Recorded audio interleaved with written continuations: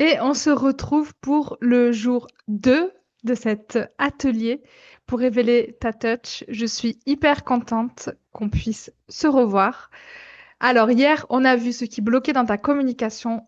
Aujourd'hui, on va aller chercher ce qui va la rallumer avec ta touch, cette notion que j'adore et que je vais te présenter pour que tu puisses passer à l'action dans ta communication et dans ton business en général.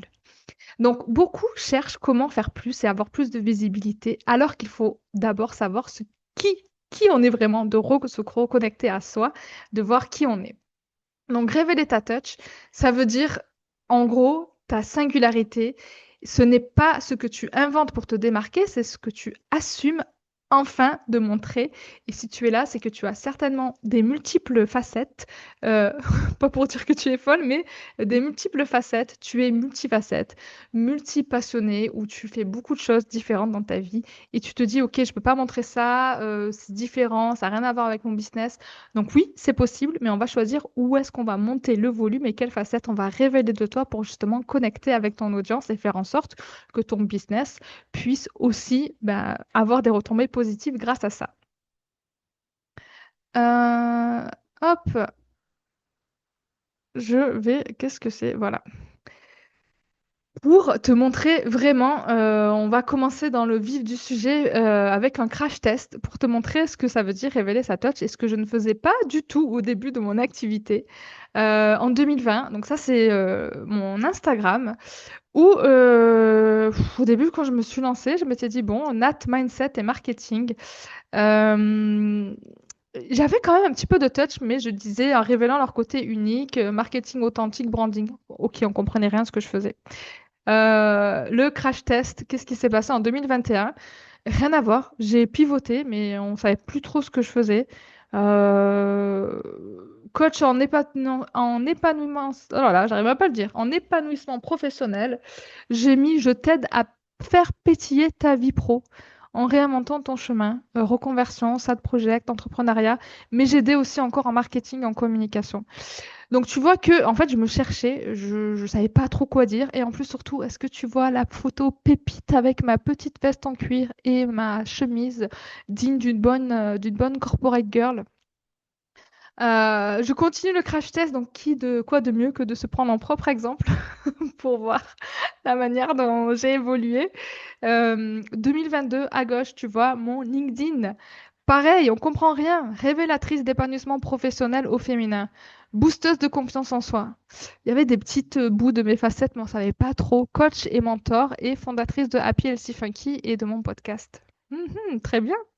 Euh, En 2023, je commence de plus en plus à en révéler ma touch en disant j'assume de dire j'illumine des projets portés par des femmes engagées de trois façons. Copilote de votre contenu, univers de marque, personal branding, seul ou en collectif, avec le podcast Réinvention et avec les Réinventeuses, qui est un collectif sous forme d'association que j'avais monté mais qui n'existe plus sous cette forme. Donc voilà, j'essaie de mettre en avant et du coup, c'était plus clair, mais même si on comprenait pas trop ce que je faisais et que mon univers visuel était quand même ultra girly, alors que bon, j'adore le rose, mais en fait, j'adore ce qui est solaire et c'est d'ailleurs ce que je trouve avoir révélé là en 2025 avec l'exemple sur mon profil où je suis, c'est exactement ce que je suis en ce moment. Donc, votre allié branding et communication, j'aide les entrepreneurs multifacettes à déclencher plus d'opportunités grâce à leur marque personnelle. Du coup, j'ai retravaillé mon identité visuelle, mais surtout, j'ai révélé ma touch en mettant en avant ce qui était important pour moi et en faisant en sorte que les personnes comprennent et connectent avec ce que je fais. Et d'ailleurs, j'ai une cliente, Siam, que j'avais connue en 2023. À l'époque, on avait fait un challenge ensemble sur LinkedIn pour ne pas voir. En plus, tu vois, j'avais la fraise, donc tu sais quel challenge. Et elle m'a dit, bah, depuis que tu as changé d'univers visuel et que tu as changé la manière dont tu communiquais, eh bien, ça m'a donné envie de travailler avec toi. Et d'ailleurs, c'est devenu une de mes clientes avec laquelle on est en train de finir un travail sur sa touch, sur son positionnement et sur sa communication sur LinkedIn. Donc, tu vois, tout ça pour te montrer que révéler sa touch, c'est hyper important. Et ça évolue au fil du temps et c'est totalement OK. Donc, c'est pour ça que j'ai pris en toute humilité l'exemple de la manière dont j'ai évolué. Il faut pas avoir honte de ce que tu es aujourd'hui, mais c'est OK que ça soit en cheminement, que ce soit en constante réinvention. Mais en tout cas, ta touch, c'est ce qui représente le fil rouge entre ta personnalité, ton expérience et ta mission. Alors, c'est quoi alors sa touch? Donc, moi, j'ai réinventé un peu le concept de marque personnelle parce que, comme je te l'ai dit déjà dans l'atelier numéro 1, la marque personnelle, les entrepreneurs, elles n'aiment pas. D'ailleurs, réfléchis un petit moment et dis-moi ce que ça t'évoque, la marque personnelle.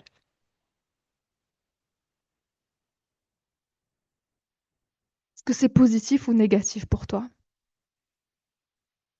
Donc, moi, j'ai réinventé ça sous le concept de touch. En fait, qui est un mélange entre ton expérience, donc tout ce que tu as dans ton bagage et tout ce que tu continues d'acquérir, tes compétences, ta personnalité et ta brand story. Donc, ton histoire, j'ai appelé ça ta brand story, donc ton histoire de marque, mais ton histoire de marque et de femme, parce que on- on- on- ça fait partie aussi de l'aventure. Et c'est ce que j'ai appelé ta touch, en fait. Parce que quand mon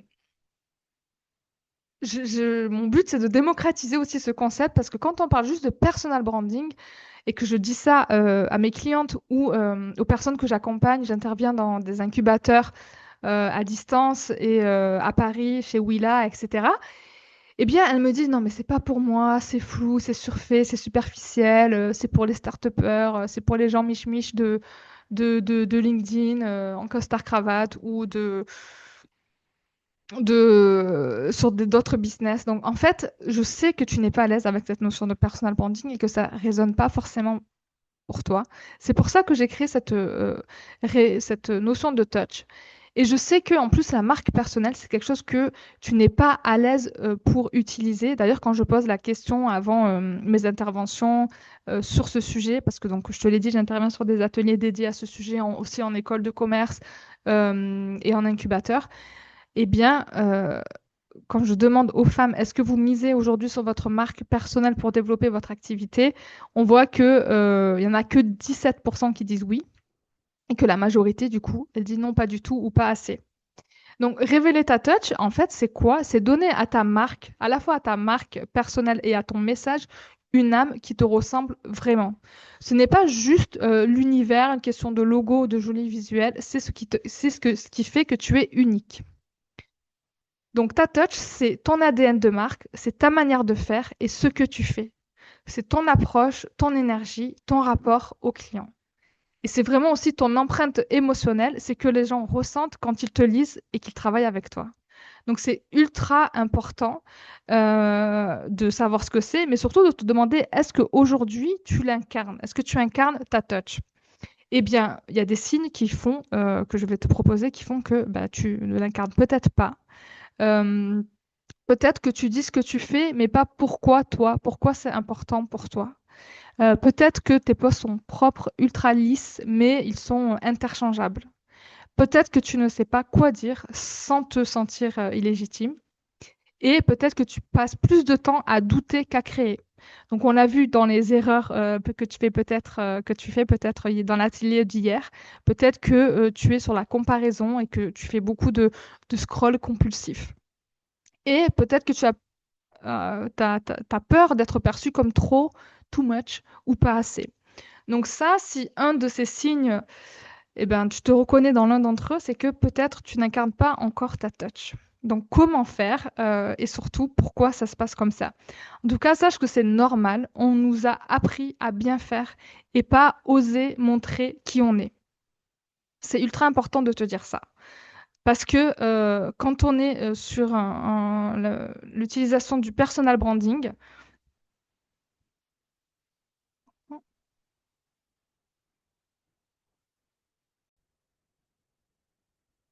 donc, laisse-moi revenir en détail un petit peu sur à quoi ça sert en fait la marque personnelle et le personal branding et pourquoi c'est important de s'y attacher quand on est une femme entrepreneur.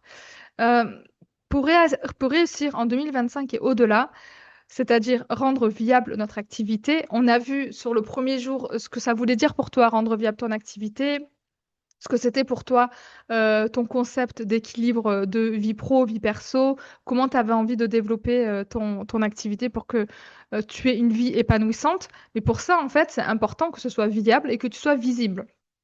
Et l'importance de la marque personnelle, c'est que en construisant une marque que les gens reconnaissent, à laquelle ils font confiance, eh bien, ça te permettra d'avoir plus d'opportunités business. On est passé, surtout avec l'augmentation de l'IA, tout ce qui est automatisation, on est passé dans une économie où, OK, il y a beaucoup de personnes qui créent du contenu. Ce qui va être ce qui va être important, pardon, c'est que tu puisses créer une relation de confiance. Les gens, ils investissent dans des personnes et des marques qui semblent réelles, humaines, accessibles et bien sûr compétentes et qui ont une expertise. Donc en fait, la marque personnelle, c'est plus pour moi, c'est pas forcément une option, c'est pas un luxe, c'est pas une cerise sur le gâteau, c'est un outil ultra puissant, surtout pour nous les femmes. Tu te rappelles, je t'ai montré les chiffres dans le premier jour où, sur lequel on n'est pas assez visible, on joue petit, on se lance en micro-entreprise, on se lance on se met des petits salaires, on n'est pas visible dans les médias. Donc c'est un outil ultra puissant pour incarner sa posture, faire connaître notre expertise et notre savoir-faire, et aussi pour nous différencier, attirer les bonnes personnes et construire une connexion authentique avec ton audience. Donc c'est hyper, hyper important de travailler dessus et de faire en sorte de la façonner. Que dans tous les cas, tu as une marque personnelle. Elle existe, que tu le veuilles ou non. Une marque personnelle, je te l'explique juste ensuite ce que c'est.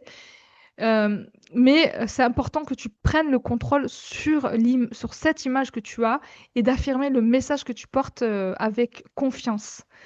Euh, Ça te permet, ta marque personnelle, elle va te permettre du coup de te différencier, d'incarner ta posture et ton autorité. Donc, ça va te permettre de renforcer ta crédibilité et aussi ça va te permettre de développer l'impact de ton activité parce que tu es associé à ta marque personnelle et de avoir un boost d'opportunités, de contacts et de leads. Pour ça, je suis revenue à la définition de la marque personnelle normalement, mais en tout cas, oups, mon ordinateur est parti en folie. C'est important pour toi d'avoir une marque personnelle, que tu sois une sidepreneur entre le salariat et l'entrepreneuriat, une entrepreneur à 100%, une assopreneur, ça marche aussi pour les femmes qui sont à la tête d'associations, présidents d'associations ou qui évoluent dans le cadre associatif, ou un mix de tout ça, car je sais que tu es peut-être multifacette, donc tu es un mix de tout ça. En tout cas, pour moi, la marque personnelle, c'est un levier à activer qui est ultra, ultra important. Donc, le crash test, par exemple, une de mes consoeurs et clientes qui a révélé sa touch et travaillé sa marque personnelle, alors qu'au début, elle me disait, mais en fait, la marque personnelle, je savais pas que c'était tout ça. Donc, on a travaillé son positionnement, sa brand story, et on est allé l'optimiser sur son LinkedIn, qui est son canal d'acquisition principal. Elle est multicasquette. D'ailleurs, si tu vas sur le profil d'Hélène, tu verras aujourd'hui, elle a en plus lancé une association qui est Business and the City. Je t'invite à la suivre. Elle est vraiment au top. Et elle était venue me voir parce que justement, elle avait une cible B2B et une cible aussi B2C. Donc, elle a deux activités, mais elle voulait mettre davantage en avant son activité sur le B2B avec son cabinet Altera Plus, qui est spécialisé en santé mentale, en leadership et compétences et en prévention, spécialement pour les femmes. Donc, elle fait du conseil, des ateliers en entreprise et elle a voulu aussi garder le levier B2C qu'on a mis en bas parce qu'elle fait aussi des expériences, elle fait des retraites pour les femmes et du coaching pour les femmes. Donc, révéler sa touch, ça permet de assumer qui on veut être, assumer aussi un univers que l'on porte et assumer avoir un peu de sa personnalité dans ce qu'on exprime. Donc là, je te le mets en concret sur son profil LinkedIn parce que Hélène, c'est une nana hyper solaire et elle s'est pas présentée juste, je vais faire tomber mon micro, juste en costume, tout fond bleu, hyper pro et tout. Elle est pro, mais elle est hyper énergique, hyper solaire. Donc, on a révélé sa touch à travers son positionnement et son exécution sur LinkedIn. Un autre exemple de Steffi, qui aujourd'hui, elle est sidepreneur, mais à l'époque, elle était coach en évolution professionnelle. Elle est passée en un pivot, donc c'était important pour elle de retravailler son positionnement et l'exécution sur LinkedIn pour pouvoir mettre en avant sa formation autour de l'ikigai et de mettre aussi en avant le fait que elle avait un podcast et que elle formait d'autres coachs sur sa méthode équilibre avec des sessions qui ouvraient tous les trimestres. Donc tout ça pour et entre-temps, bien sûr, elle a changé. Si tu vas sur son profil aujourd'hui, il a encore évolué parce qu'elle est sidepreneur comme je te l'ai expliqué. Mais le but, c'est de montrer que en fait, ta touch, elle est là, elle évolue au fil des années, des mois, c'est OK, mais c'est très bien de pouvoir la capturer à un moment donné pour pouvoir la mettre en lumière là où tu communiques, là où c'est important d'aller capter des clients. Donc, on va aller en détail sur justement c'est quoi exactement le personal branding et c'est quoi ta touch.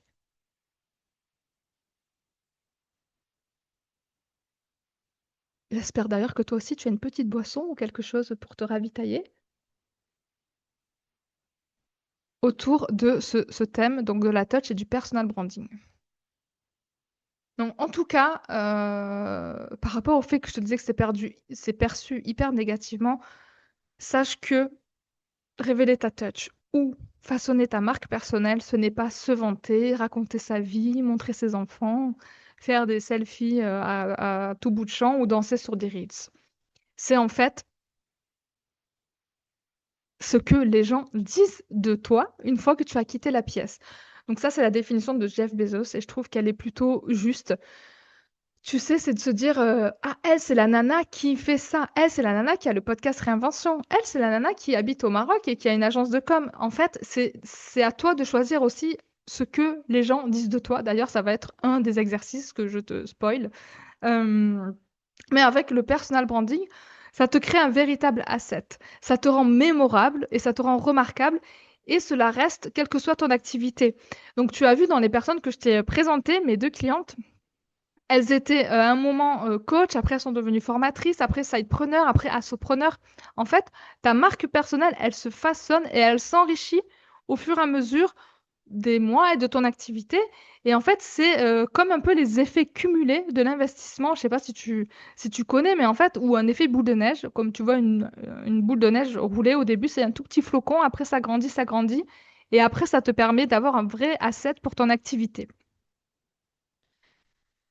Donc, c'est à toi aussi de choisir l'intensité que tu veux mettre sur ta marque personnelle.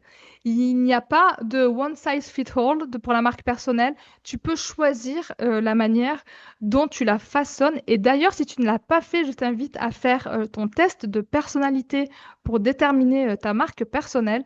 Je te l'ai mis dans le workbook et normalement, je te l'ai envoyé aussi le premier jour de la semaine de l'atelier. Si ce n'est pas le cas, va le faire pour voir aussi laquelle de ces marques personnelles tu es. Alors, c'est pas du tout ces trois personnes, hein, je t'expliquerai après, mais voilà, mon cerveau multifacette fait encore des siennes, mais c'est un test de personnalité que j'ai créé qui est basé sur les archétypes de Jung et qui te permet en fait de voir qu'il y a différentes typologies de marques personnelles selon ta personnalité, selon ton bagage, selon ton expérience et selon la manière dont tu as envie d'être perçu. Donc, tout le monde n'a pas envie d'être une influenceuse, une Nabila ou une Beyoncé. Il y a des personnes qui sont beaucoup plus discrètes, comme la pâtissière, par exemple, Nina Métayer, que j'apprécie beaucoup et qui m'impressionne, lapsus révélateur. Et elle m'a aussi beaucoup inspirée à l'époque où j'avais fait ma réinvention en pâtisserie, comme je te l'ai dévoilé dans le premier atelier. Donc, c'est à toi de choisir le volume et l'intensité que tu as envie de mettre dans ta marque personnelle et dans ta touch pour que ça crée c'est toi qui vas créer une perception de toi. Tu vas générer un sentiment, une émotion et tu vas générer du sens. Et c'est bien beau. Donc là, je t'ai fait c'est un peu conceptuel où tu te dis, OK, ma touch, ma marque personnelle, je vais mettre un niveau, OK, mais comment je fais pour parler de moi? Surtout que si tu es là, certainement avant d'être entrepreneur, tu as été salarié.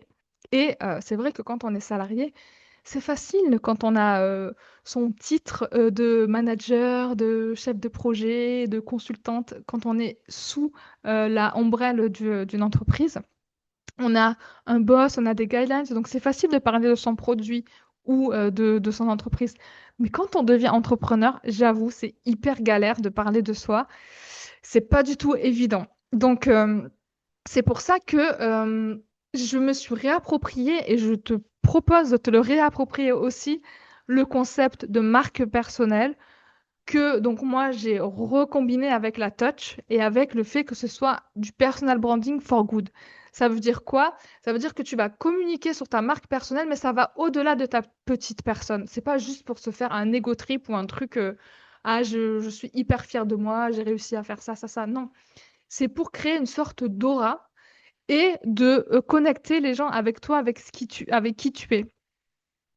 Euh, Par exemple, moi, si, voilà, c'est pour ça que de plus en plus, depuis que j'explique que, voilà, je viens du Sud, j'ai posé mes valises au Maroc, j'ai grandi à Marseille, j'ai ensuite été à Paris, j'explique des passages de ma vie qui font que, ah, ben, les personnes qui ont aussi ces facettes, elles vont se connecter avec moi.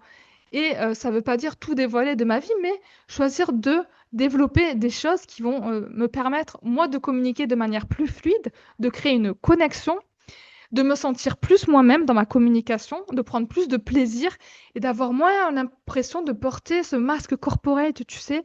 Moi, quand je me suis lancée, j'avais vraiment un masque corporate, quoi, parce que j'avais appris à communiquer avec mon blouson en cuir et ma veste et ma petite chemise toute bien propre, toute bien repassée de manière très lisse, sans rien qui dépasse, qu'il fallait tout que je vérifie avant de communiquer. Je pouvais pas exprimer une opinion ou quelque chose qui n'était pas sûr. Donc, c'est là où je t'invite à faire ça aussi pour toi. Parce que révéler ta touch et façonner ta marque personnelle, ça te permet aussi de trouver des canaux de communication qui font sens ben, pour toi. Moi, je me suis lancée sur LinkedIn alors qu'au début, j'étais sur Instagram et c'est grâce à LinkedIn aussi que j'ai pu développer un chiffre d'affaires qui soit beaucoup plus intéressant et qui rende mon activité beaucoup plus pérenne. Ça me permet aussi de déléguer mes zones de non-génie pour gagner du temps et ça me permet de connecter avec des clientes de cœur avec qui c'est un match. Et en révélant ta touch, tu peux aussi trouver l'équilibre de communication en étant sur du multicanal qui te convient. Donc moi, j'ai gardé Instagram, par exemple, où je suis beaucoup plus, encore plus moi. Et j'ai gardé aussi LinkedIn, où je mets aussi ma touch, mais dans une autre, un peu dans un autre registre, mais qui fait que je peux communiquer sur mes différentes facettes, sur différents réseaux et capter une audience encore plus large. Donc aussi, pose-toi la question, toi, est-ce que quel est le canal important pour toi? Et définis-toi une phrase de j'ai envie d'être la nana ou j'ai envie d'être connue comme la nana qui fait quoi? Euh, Demande-toi ce que tu as envie que les gens retiennent de toi. C'est hyper important aussi pour faire ça, de voir quelles sont les personnes qui t'inspirent et pourquoi. Donc là, je t'ai mis des influenceuses et des personnes dont je t'ai parlé tout à l'heure, mais de te dire, OK, moi, dans la sphère business, qui m'inspire? Est-ce que c'est des personnes comme Justine Hutto? Est-ce que c'est des personnes comme Nina Ramen? Est-ce que c'est d'autres personnes?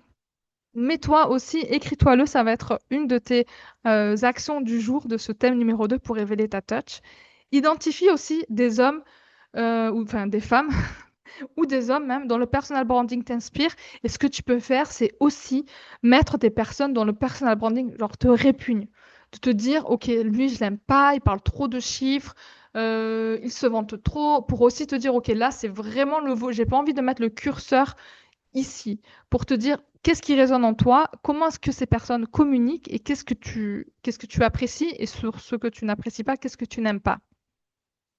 Car je trouve que c'est hyper important de, OK, cette thématique, on est sur une semaine pour révéler ta touch, on est sur la communication qui est sur de l'extérieur. Je trouve que c'est hyper important de revenir à soi, au who, avant de se demander le why. Je suis sûre que tu connais certainement le why de Simon Sinek, en fait, qui disait Start with the why.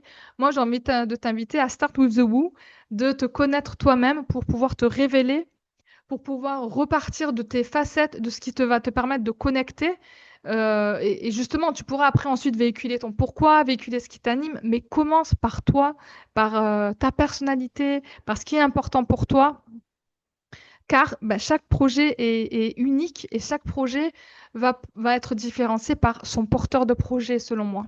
Donc, la question de cet atelier, c'est comment révéler ta touch concrètement. Donc, reviens à ton essence. Demande-toi qu'est-ce qui te fait vibrer, quelle valeur guide ta manière de travailler. Ensuite, l'étape 2 que je te recommande, c'est de voir ce que les autres pensent de toi, perçoivent de toi. Qu'est-ce que les clients disent souvent de toi? Les mots qu'ils utilisent pour parler de toi. Donc, tu peux leur faire un petit, si tu as envie, moi, ce que je fais faire à mes clientes, c'est une étude de perception où elles demandent à leur entourage professionnel et leurs clients, et même leur entourage personnel, ce qu'ils pensent d'elles avec un petit questionnaire ou de leur écrire un mail que je préformate avec elles. Donc, c'est une étape hyper intéressante pour voir la perception que les autres ont de toi. Et de voir ensuite, quand tu auras cette perception, s'il y a un décalage. Je t'assure que c'est ultra important et je pense que, en toute honnêteté, c'est la première chose que j'ai faite avant ma reconversion. J'ai envoyé un mail à une dizaine de personnes autour de moi, des proches, des collègues aussi, pour qu'ils me disent en gros les points positifs qu'ils percevaient de moi et les points un peu négatifs. Et c'est fou parce que c'est ce qui était sorti, c'est le fait bah, d'être solaire et parfois d'être un peu trop sensible, trop sur les émotions. Et au final, ben, j'en ai fait quelque chose, j'ai transformé ce qui se percevait comme un être trop, comme un atout en fait, de me dire, ok, je suis sensible, mais qu'est-ce que ça me permet de faire? Ben, ça me permet d'aller lire au cœur de mes clientes, de plonger dans leur histoire, de pouvoir extraire leur brand story, d'ensuite de travailler leur positionnement, d'être à l'écoute de ce qu'elles me disent et d'incarner et de pouvoir après être hyper empathique pour me mettre dans la place, à la place de ce que leurs clients pourraient penser. Donc, tu vois, toi aussi, peut-être qu'il y a des personnes qui vont penser que tu es peut-être introverti ou trop extraverti. Donc, en fait, dis-toi, OK, ce que les gens pensent qui peut être peut-être perçu négativement, comment toi, tu peux en faire quelque chose qui fait partie de toi, de ta touch, de ta personnalité et qui te différencie. Et l'étape 3, c'est de te dire, bah, traduis tout ça, ton essence, cette essence, en expérience. Donc, dis-toi, OK, par rapport à ça, quel va être mon ton de voix? Quel va être ton univers visuel? Tu vois, moi, je suis passée ensuite, j'ai refait cette étude de perception, ce que j'applique à mes clients, je me le suis réappliqué à moi-même lorsque j'ai fait mon repositionnement à l'été 2024 qui s'est traduit aussi par un changement d'identité visuelle. Ce qui est ressorti dans la perception, c'était ce côté encore solaire, mais que je n'avais pas du tout dans mon identité visuelle, qui était ultra girly. Donc, demande-toi aussi, voilà, le but, c'est pas que tu casses tout dans ton business et que tu refasses ton identité visuelle, mais en tout cas, demande-toi si c'est cohérent.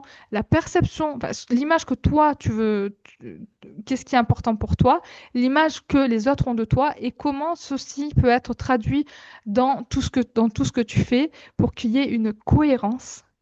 Qui est un point important dans la méthode des 4C qu'on verra dans le dernier jour, mais qui soit en fait dans que ce soit homogène et pas un peu un patchwork de ah oui, elle dit ça, elle dit aussi ça, elle communique ultra girly, mais elle veut se positionner en B2B, tu vois, que ce soit pas cohérent. D'ailleurs, pour révéler ta touch, donc je t'ai mis à disposition le template avec les 7 C pour que tu puisses avoir une marque mémorable et remarquable. Je ne vais pas tout te dérouler parce que tu l'as dans la matrice, dans ton workbook que je te propose. Donc tu verras, là, il y a tous les slides où on repart de toi et de tes valeurs, on repart de ta backstory, on travaille tes combats, on travaille ta mission, on travaille tes obstacles, tes convictions, tes talents, tes compétences. Et le septième, ultra important, en fait, tout ça, ça va être ta touch qui est ici mise en tant que ton approche particulière. Est-ce que tu as un combo, un mix de choses?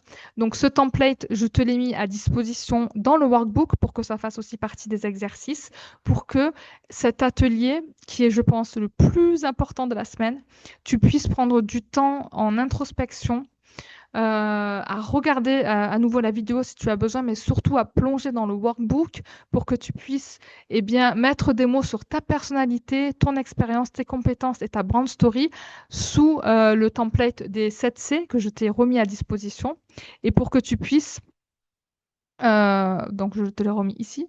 Et pour que tu puisses prendre plus de confiance en parlant de toi, déclencher plus d'opportunités business et avoir plus de cohérence dans tes prises de parole. Euh, alors là, j'étais partie sur oui, pourquoi c'était hyper important le personal branding pour créer tout ça et avoir du lien avec tes futurs clients. Je te l'ai un petit peu expliqué tout à l'heure où en fait comment ça s'exprime concrètement le personal branding? Donc, il y a l'identité visuelle, mais il n'y a pas que ça. Il y a surtout ton positionnement qui soit hyper clair avec ton expertise. Ça, d'ailleurs, on le voit demain. Le positionnement, on va le clarifier. Que ça parle aussi à ta cible et que tu arrives à sortir des histoires percutantes. Donc, c'est pas inventer des histoires, hein, mais extraire des histoires percutantes de ton parcours ou de ta vie. Euh, Perso et pro sans tomber dans le drama ou autre ou des choses qui sont sur un volume que tu ne veux pas pour en fait que ça parle à ton futur client. Que ça lui parle parce que ton futur client, il a ses problèmes, ses obstacles, ses peurs, ses freins et ses besoins. Et donc, en fait, tu vas créer la connexion qui est un des autres C de la méthode des 4 C que je te dévoilerai à la fin de cet atelier pour que ça puisse créer un lien et que tu puisses être remarquable et crédible auprès de ton client. Donc, tout ça autour de la marque personnelle pour que tu puisses devenir un choix évident, celle que l'on recommande auprès de tes clients. Là, je t'ai remis du détail sur le test de marque personnelle que t'invite à faire. Je me suis amusée à faire aussi les archétypes de marque de Nina Ramen et de Jenna Kushner que j'apprécie vraiment, donc qui est une entrepreneure américaine qui est la Girl Next Door. Donc, je t'invite à faire le test de ta personnalité de marque parce que euh, ta personnalité de marque, elle se met aussi. Donc, où est-ce on va mettre ça? Ça se met dans ta communication, ça se met dans ton profil LinkedIn, ça se met dans ta page à propos, c'est ce qui se met partout. Mais surtout, ça te permet de te différencier parce que il y a des milliers de coachs, de thérapeutes. Tu le sais, si tu t'es lancé dans ce secteur, on est dans un marché qui est saturé, mais il n'y a qu'un seul toi. Et ta touch, c'est ton meilleur atout pour te différencier et attirer les bonnes personnes, comme on l'a dit, sur plusieurs leviers. Un levier plus pro avec ton expertise, tes compétences, avec ta personnalité et avec ton histoire. Donc, ne néglige pas cet aspect, comme l'a fait par exemple Marina, qui est coach professionnel pour femmes. Elle opère aussi auprès des entreprises. J'ai travaillé avec elle sur son positionnement avant de faire son identité visuelle et avant de faire aussi toute sa partie sur sa brand story pour pouvoir révéler sa touch. Ça lui a donné encore plus de confiance pour prendre la parole sur LinkedIn, pour déclencher davantage d'opportunités. Et d'ailleurs, elle est intervenue, elle a fait son TEDx il y a quelques temps avec l'effet papillon. Donc, c'est pas grâce à moi qu'elle a fait le TEDx, mais c'est de se dire que vraiment de reprendre confiance en son positionnement, être clair sur le message qu'on véhicule, être cohérente sur son univers coloriel, être connue comme la nana qui parle du leadership au féminin et qui parle de l'ascension des femmes d'un point de vue professionnel, eh bien, ça fait qu'ensuite, tu es connu pour quelque chose de spécifique. Donc, va travailler avec Marina toute sa plateforme de marque qu'on fait dans Brand Beautify et dans Brand Amplify, en fait. On a travaillé son univers visuel. C'est ce que j'ai fait aussi avec Fatessia. On a travaillé avec elle sur sa partie de positionnement. Elle venait me voir initialement elle voulait retravailler son univers visuel, mais on a travaillé le positionnement. Donc, sache que moi, mon cœur de métier, c'est plus. Moi-même, je me suis réinventé. Mon cœur de métier, c'est plus la partie, du coup, plonger dans ton histoire, plonger dans ton positionnement. Après, sur certains de mes accompagnements, on travaille aussi l'identité visuelle avec une consoeur du collectif de la Reinvent Factory. Mais c'est tout le travail à faire sur la partie de positionnement qui est ultra importante. Là aussi, je te partage une de mes clientes de laquelle que je suis devenue aussi cliente. Donc, j'avais travaillé il y a très très longtemps avec Julie. Qui est une super naturopathe. Elle s'est spécialisée en micronutrition. On a travaillé sur sa communication, spécialement sur LinkedIn. Tu peux aller la suivre. Elle a beaucoup, beaucoup plus de followers maintenant. Elle a vraiment révélé sa touch autour de ses prises de parole sur la micronutrition, sur les troubles digestifs et les problèmes de poids. Elle raconte davantage son histoire. Vraiment, ce qu'elle fait, c'est top. Je t'invite à aller voir ce qu'elle fait. Donc, tes passages à l'action, je les ai déjà évoqués. Tu les trouves dans ton workbook, mais recense des entrepreneurs qui t'inspirent et demande-toi pourquoi. Définis, tu veux être la nana qui fait quoi, être connue, la nana qui fait quoi. Remplis ton template de personal branding avec les 7 C que je t'ai mis dans ton workbook. Si tu as envie, fais le test de ta personnalité de marque pour voir de quel archétype que j'ai recréé te ressemble le plus. Et bah, passe à l'action, serre-toi-en pour commencer à remettre tes profils Instagram ou LinkedIn si tu vois qu'il y a une incohérence, surtout par rapport à l'incohérence que tu avais vue peut-être dans les premiers blocages de l'atelier 1. Demain, on va aller plus loin. On va parler de ton positionnement, c'est-à-dire comment transformer ta touch en message clair et crédible. J'espère qu'aujourd'hui, ça t'a fait du bien pour te reconnecter à toi, ça t'a posé des questions pour te dire, ah, en fait, tout ce que j'ai fait, c'est pas à balayer, à passer aux oubliettes. Non, ça fait partie de ta touch. C'est hyper précieux, donc serre-toi-en pour en faire un véritable atout et asset business. Je te dis à très vite et pour la suite des ateliers. Et n'oublie pas d'aller consulter ton workbook. Et si tu as des prises de conscience ou envie de partager, encore une fois, je te donne rendez-vous sur LinkedIn ou sur Instagram où je me ferai un grand, grand plaisir de pouvoir répondre à tes questions ou interagir avec toi.